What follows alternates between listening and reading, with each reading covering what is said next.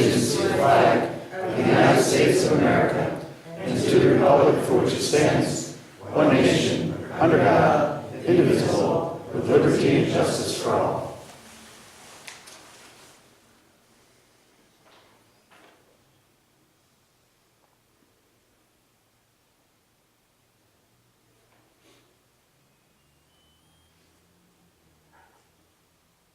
Thank you.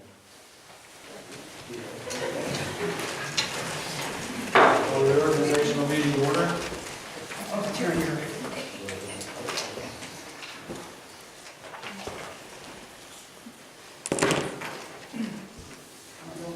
Yes, please. Mr. Joy Beers? Present. Mr. Richard Belts? Here. Mr. David Bradley? Here. Mr. Stephen Holland? Here. Mrs. Gil Mahalik? Here. Mrs. Rita Spinelli? Here. Mr. Wayne Wentz? Here. Mr. Andrew Yenser? Here. Mr. Larry Stern? Here. All present. One courtesy of the floor for prior to the meeting is Mr. David Hauser.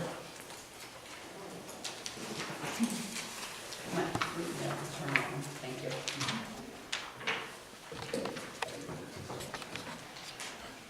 Good evening. I referenced on my courtesy to the floor, I will address the agenda item in the letter of whoever will become the next school board president after tonight's reorganizational vote.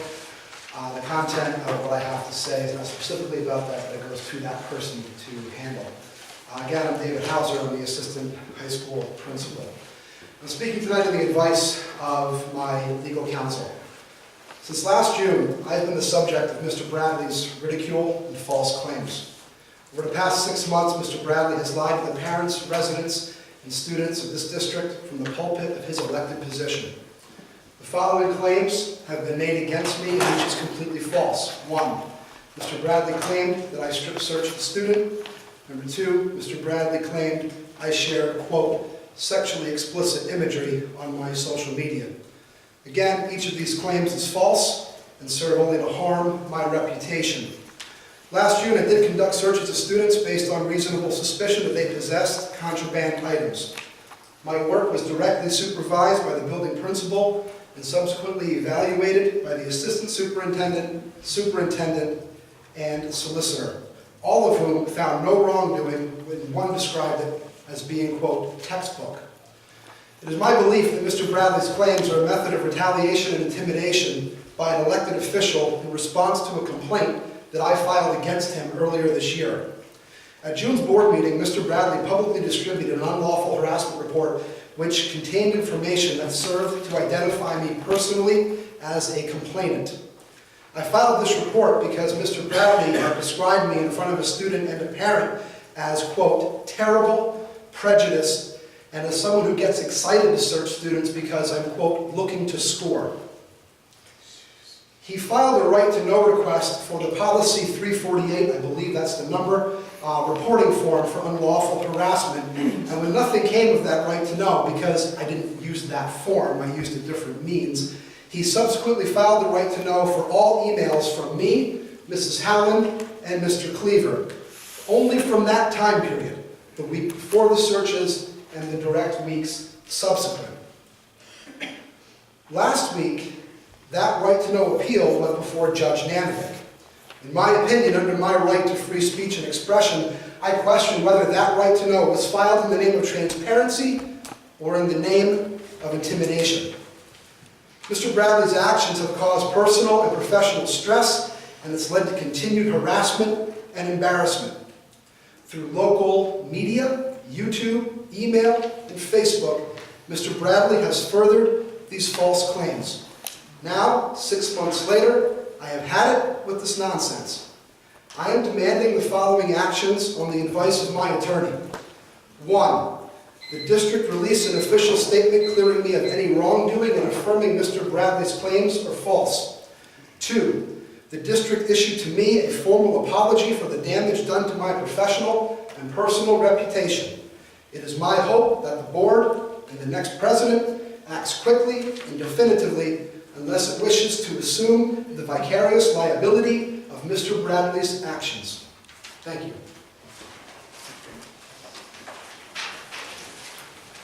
Being no more courtesy of the floor, we agenda for item 5, election of temporary president. Open the nominations for temporary president. I'll nominate Ms. Rita Spinelli. I'll second that. Any further nominations? I need a motion and a second to close nominations. Mr. Holland, seconds. All those in favor signify by saying aye. Aye. Opposed? Nay? I need a motion and a second to elect Rita Spinelli as temporary president. So moved. Second. A motion by Mr. Bradley, a second by Mr. Bell to elect Rita Spinelli as the temporary president. All those in favor signify by saying aye. Aye. Aye. Opposed, nay? The ayes have it. Okay. I'd like to call for nominations for president of the board. I'd like to nominate Mr. Larry Stern. I will second that. We have a motion and a second. Any comment? I'll add to that nomination, I'll nominate Joy Beers. I'll second that.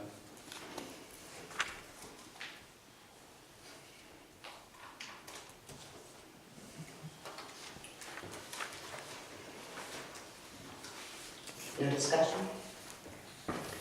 Okay. I have the motion and a second to elect Larry Stern to continue on. Close nominations. Oh. Ms. Snell. Close nomination. I need a motion to close nominations. I'll make the motion. Second. Any comment? I'd like to make two. The first one is, under the Sunshine Act, your responsibility as president is that you shall provide or give those people a right to speak on this motion because the names were not included within the agenda prior to them having an opportunity to speak. And secondly, I think given the tumultuous situation from Larry Stern's reign as president, that we end that reign. Thank you. I do believe I asked if there were any comments, but I will ask again. Anybody have anything to say on either of these nominations?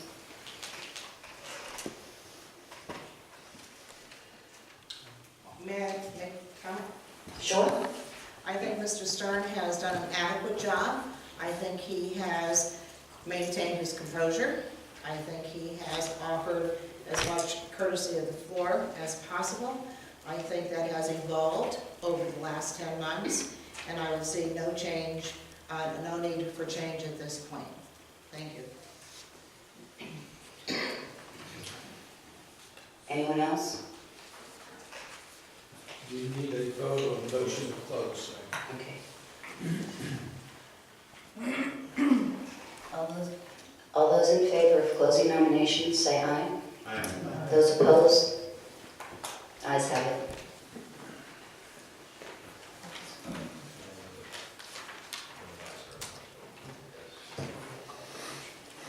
Okay, I'll take a roll call on each. We have a motion and a second to appoint Mr. Larry Stern to continue on as president of the board. Okay, I'll do roll call. Yes, please.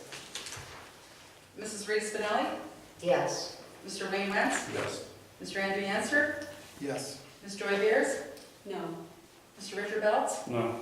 Mr. David Bradley, No. Mr. Stephen Holland, Yes. Mrs. Gail Mahalik, No. Mr. Larry Stern. Yes. Vote 5-4. Assuming motion carried. We should take a vote on this. Okay. I have a motion and a second to name Joy Beers new president of the board. Will you take a roll call, please? Sure. Mr. Wayne Wentz, No. Mr. Andrew Yancer, No. Ms. Joy Beers, Yes.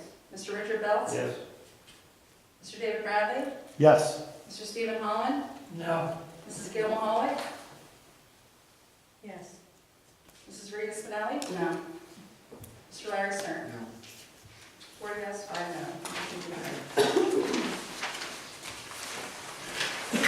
Back at you there, Larry. Thank you. Maybe, at this point, I'd like to open up the floor for nominations for vice president. Making the motion to nominate Wayne Wentz. The answer, I'll second. Spinelli. Nominate Joy Deere for that position. Rouse, Beers. Is there a second? I'll second that. Bradley, thank you.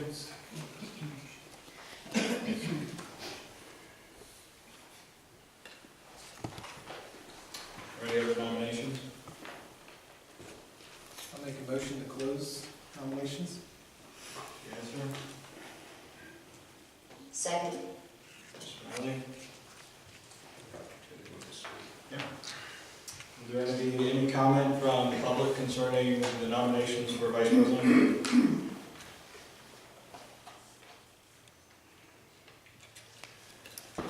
I'd like to comment, since we let those people speak, if they had the opportunity. Thank you.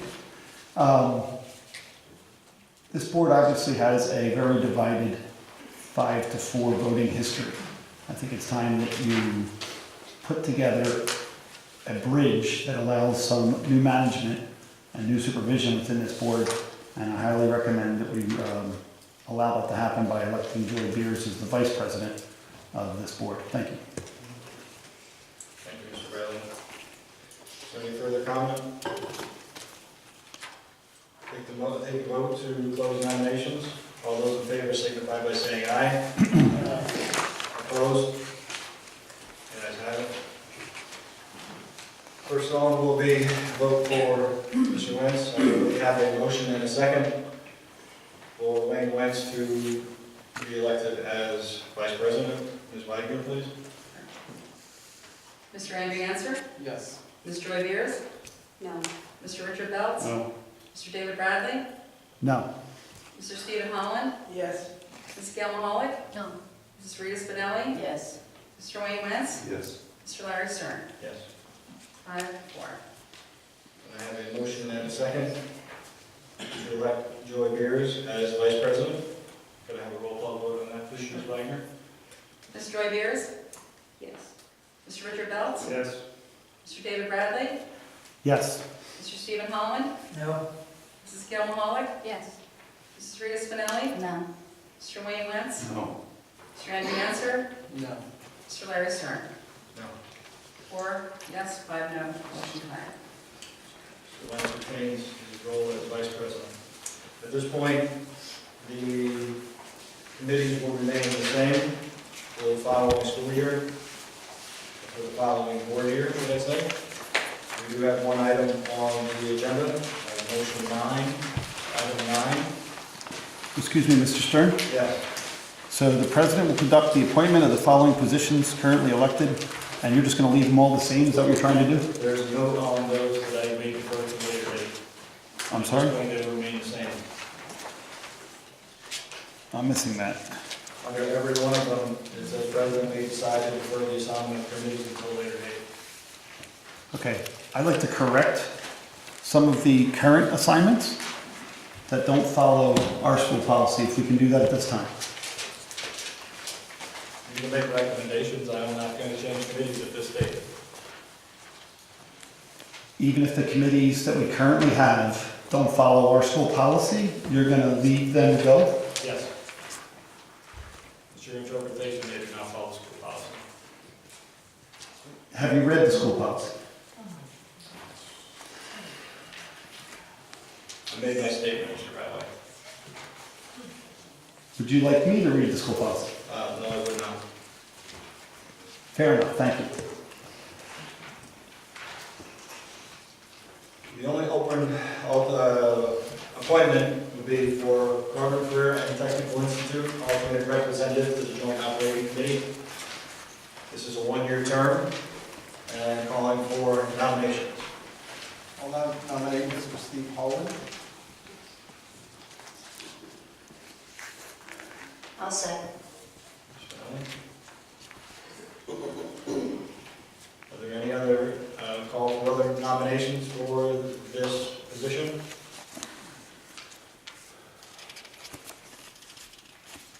I need a motion and a second to close nominations, and I'll make a motion and a second to close nominations and to elect Steve.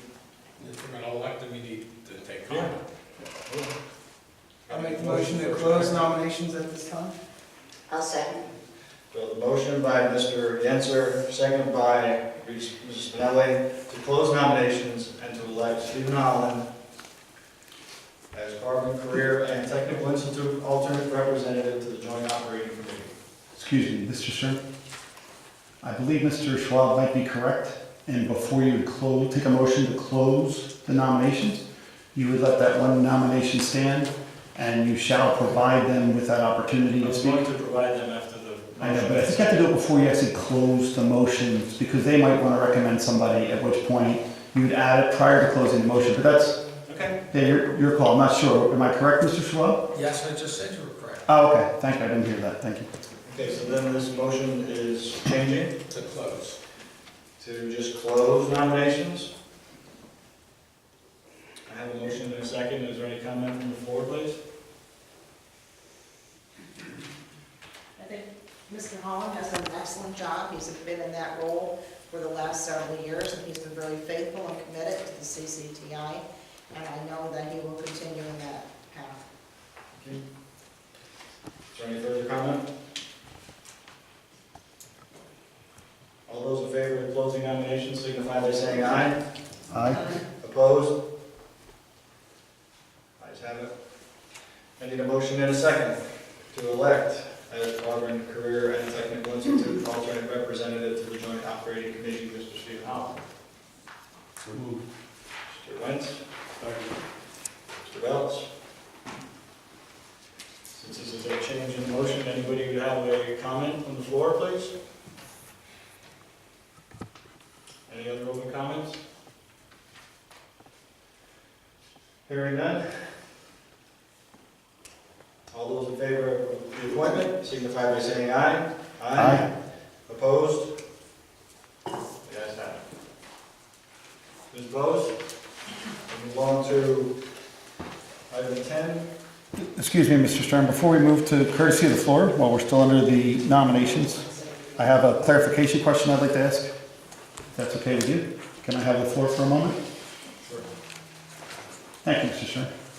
So, with the committees that we just put together, specifically the Negotiation and Personnel Committee, it shows that you have an appointees of 4 members.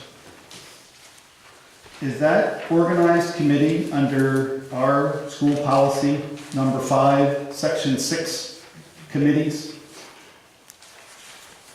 Where members shall be appointed by the president who shall serve as an ex officiado member on all committees and appoint the superintendent as an ex officio member of all committees. Is that where that was organized? I believe so, yes. Does it also follow that committee, that the member may refuse or request to appoint themselves to that committee? Yes. Excellent.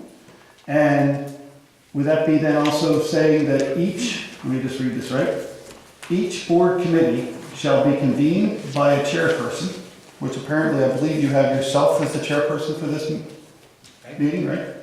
Okay.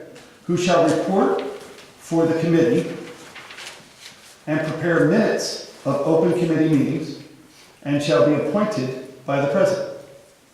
Is that correct? Okay, sure. Okay. Mr. Schwab, is he correct in his assertion that this committee is formed under section 6 of our policy organization number 5? I have it in front of me if you'd like to. I have it in front of me as well. Good. And So it's not an ad hoc committee. This is an actual committee for any open meetings, yes. for any open meetings. And the negotiation and personnel committee, right, meets on an as-needed basis. And each board committee shall be convened by a chairperson, which is Mr. Stern, Yes. who shall report for the committee and prepare minutes of open committee meetings and be appointed by the president. Yeah. Okay, so since they've had meetings, are they just not open meetings? My understanding, and I've attended negotiation meetings, where they're negotiating with the union, and under Pennsylvania Labor Relations Board, we have to do that in private. Okay, they're not an open meeting where the public can observe the negotiations or the demands. Personnel is similar to that. It's normally, in my understanding, has been held for strictly individual matters dealing with individual employees, not policy or procedure. I said, again, that's not an open meeting, that's an executive session. Are they advertised at all? I don't believe the negotiations or personnel committees have ever been advertised, because you don't normally advertise when you're negotiating with the union. It's not an open meeting for that. So how do the members know that they have this meeting? Frequently, it's reported in an executive session of the board of whole, as a whole. So these committee meetings by the personnel and or negotiations are executive sessions. Yes, Are board members, all 9 board members invited to participate and observe? that would create a problem, and normally other board members other than less than 5 should attend. So you're going to have a meeting of a policy or personnel or negotiations, right? I'm sorry, personnel or negotiations. You're going to have a meeting of less than the majority of the board. Yes, They're going to meet in private. yes, They are not going to follow Section 6 committees because they're going to consider themselves not open committee meetings, but closed committee meetings. that is correct. And no other board members are allowed to participate for fear that you would then have a quorum. Well, that would be what my concern would be. Correct. And you're going to Okay. call this meeting of 4 people an executive session. Well, it is under the labor law, Mr. Bradley. Okay. You And then- can't negotiate with the union out in public. Correct. And those members that go to this executive session then attend the next regular scheduled board meeting, Yes, and they announce that they had a meeting in executive session that's not. to discuss negotiations. I don't believe that's accurate. They would announce at the next open meeting of negotiations, but there never are open meetings, so it never gets announced. Only the board announces its executive sessions, not the committees. The committees would announce it at a committee meeting. If your budget meeting decides to go and have an executive session, for whatever reason, okay, at the next advertised budget meeting, they should announce they were in executive session. Exactly right. But every one of these is an executive session, is what you're saying. Yes, Okay. And then, secondly, this board of 9 have a right to take recommendations from committees, correct? it's a recommendation, it's not binding on the board, nothing is binding. Completely agree. And those recommendations are made in the minutes when it says we're going to hire this person or fire this person. I can't tell you, I don't know that. We're on the agenda. I apologize. On the I don't agenda? know how Okay. it's So put on the agenda. let me make sure I take this clearly. If the agenda of our meeting shows for hiring and firing and the recommendations thereof, it would be a result of these committee members making a recommendation to the board. Is that correct? Right, but just for clarification, the personnel committee does not, we talked about this last quarter, does not all go through every hiring. I understand that, but they do make recommendations. It says on the agenda, it has been recommended. But it's not, I don't want people to think that every recommendation to hire has gone through personnel committee. Correct, we agree with that. But when a recommendation is on the agenda, that recommendation is made by the personnel committee, correct? No. Who's that recommendation made by? That recommendation will be made by myself, superintendent. So the committee members didn't get to recommend? No. Okay. And then one more question. Make sure I get this straight. So a board member cannot act for the benefit of the entire board, is that correct? That statement is so wide open. I know, I'll find I it. can't answer that question. Too easy, thank you.